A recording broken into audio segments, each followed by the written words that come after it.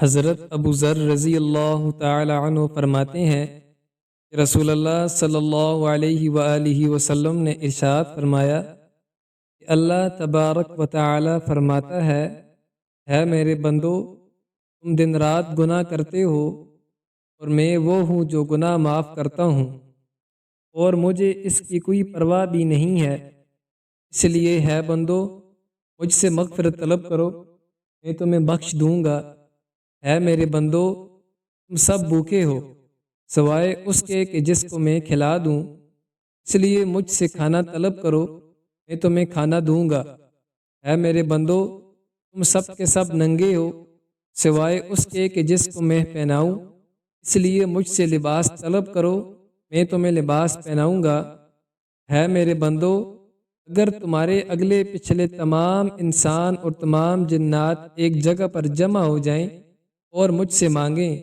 اور میں ہر ایک کو اس کی خواہش کے مطابق نواز دوں، میرے خزانے میں اتنی بھی کمی نہیں آئے گی کہ سوئی کو سمندر میں ڈبو کر نکالے تو اس کے کنارے پر جتنا پانی لگا ہوتا ہے۔ اس لیے جو بلائی پائے وہ اللہ تعالیٰ کا شکر ادا کرے،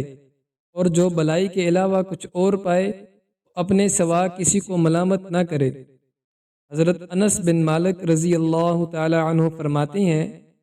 حضرت ابو ذر غفاری رضی اللہ تعالی عنہ نے کھڑے ہو کر پیشاب کیا، ان کے پیشاب کے قطرے ان کی پنڈلی اور پاؤں پر ٹپک رہے تھے۔ ایک آدمی نے ان سے کہا،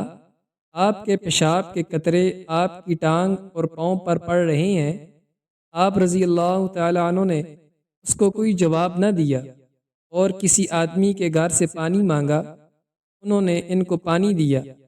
آپ رضی اللہ تعالی عنہ نے وضو کیا، اپنی پنڈلیاں اور پاؤں دھوئے، پھر اس آدمی کے پاس آئے اور اس سے پوچھا، تم کیا کہہ رہے تھے؟ اس نے بتایا کہ ابھی تم نے جو حرکت کی ہے میں اسی کے بارے میں آپ کو آگاہ کر رہا تھا۔ رضی اللہ تعالی عنہ نے فرمایا، اس عمل کا یہ حل ہے اور گناہوں کا علاج یہ ہے کہ اللہ تعالیٰ سے مغفرت طلب کی جائے۔